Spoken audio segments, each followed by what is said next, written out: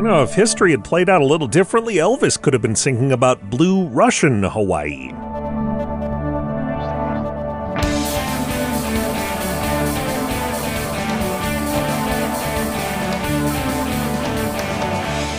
It's time for Cool, Weird, Awesome, an unusual mix of stories.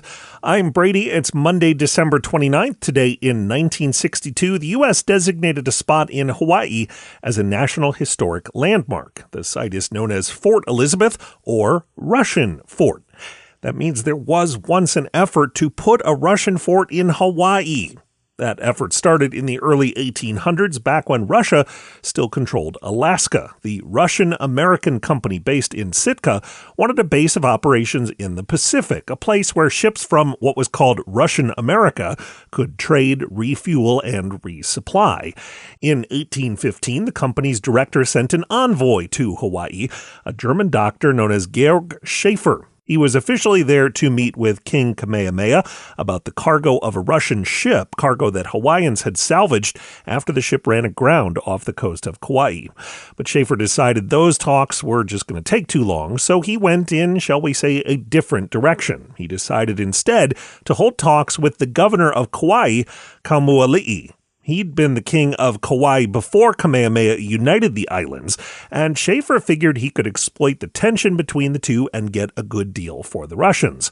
Schäffer convinced the governor to sign a deal that would more or less make Kauai and several other islands Russian protectorates in exchange for compensation for that ship cargo and preferential trade treatment.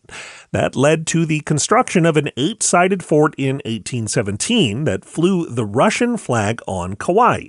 But it's important to note that about the only person who seemed to like this arrangement was Schäffer. Kauai's governor, Kaumoali'i, had only signed the deal to further his own agenda of controlling more Hawaiian territory.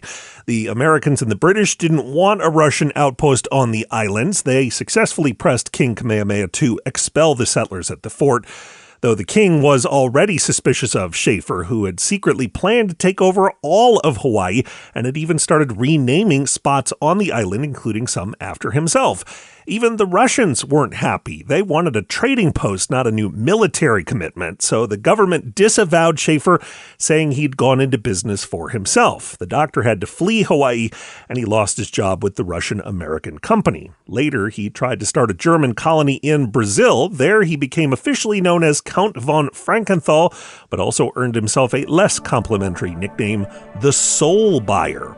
You can learn more about the Russian fort in Hawaii at coolweirdawesome.com. Coming up, we'll tell you about a considerably different military campaign. That's right after this short break. Welcome back. A scientist in Hungary has spent the last 5 years teaching rats how to play the 90s video game Doom 2. At first, the rat gamers got rewards for just basic movements, but now the researcher has been able to get these rats to shoot down the game's demons.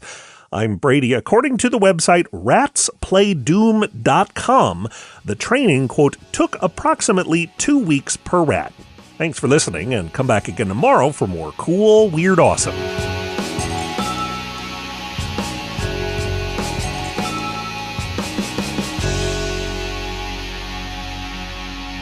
Another helpful Brady Carlson project.